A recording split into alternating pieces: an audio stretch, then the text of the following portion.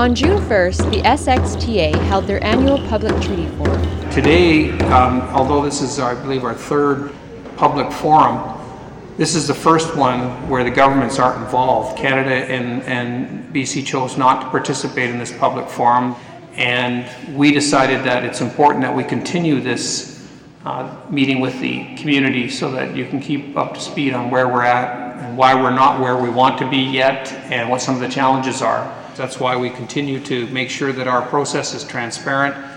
We're not trying to sneak something through, and that's going to be our approach. And you have three parties at the table who have diametrically opposed agendas going on at the table.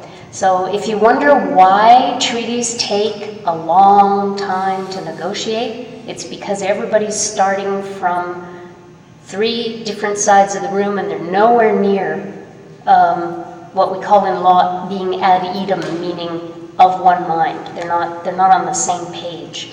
The governments they have a different foundational understanding of what they're trying to achieve. They're looking to cut a deal.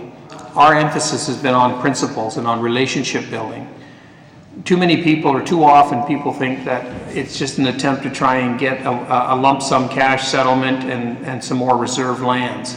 It's much more than that. We're looking for a way of preserving the Stolo culture as a whole, and we're not looking for exclusivity in certain areas. We recognize the fact that there's going to be joint uses of lands in the future. Is there anything that's going to happen if the bands that have dropped out want to join back in with us once we get closer to the end?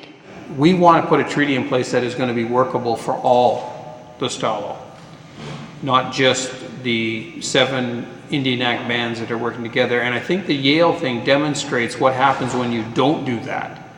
If you try to take exclusive powers and hoard them, it's not going to work. We'd like to create a treaty and governance structures that are flexible and open, so that, for example, if somebody who's not currently sitting at the table with us decides to join in, we just have to add another chair to the table. We're in the Lower Fraser Valley, the most populated area of British Columbia, and 25% of the Lower Fraser Valley is already gone for existing third-party interests, and another 25% is off the table because it's crown, like parks and things like that. So 50% of the land we can't even talk about because it's not on the table.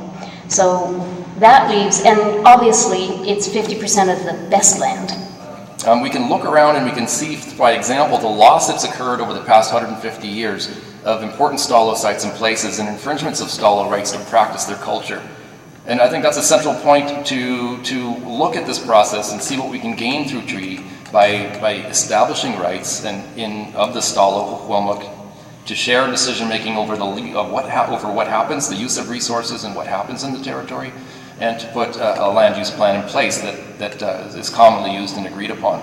In some ways, I think we should think of this as a wonderful opportunity for Stolo. I mean, where else on the planet do people get to start all over again from scratch and create a governance system in a kind of a utopian kind of, what do we want to do for the future? We're looking for longevity and sustenance in a relationship that's going to be good for us, good for our neighbors, and also too is going to be good for the governments of the day. Hopefully we'll be able to achieve this in our lifetime. Well, I look forward to that day when we get to participate in developing laws that guide and protect our interests.